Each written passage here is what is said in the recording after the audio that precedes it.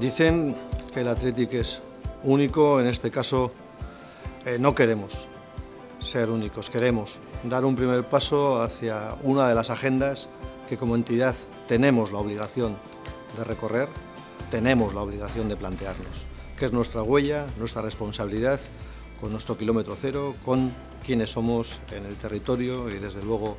en Vizcaya y en este estadio, en la catedral.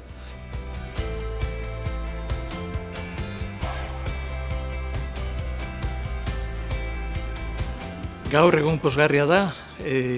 zeren sinatzen, finkatzen dugulako sinaduren ostean, benetan akordio egin genuena Athletic eta Edinorrek, Petronorrek, nolabait finkatzen delako transizio energetikoa hemen Athleticren zelaian,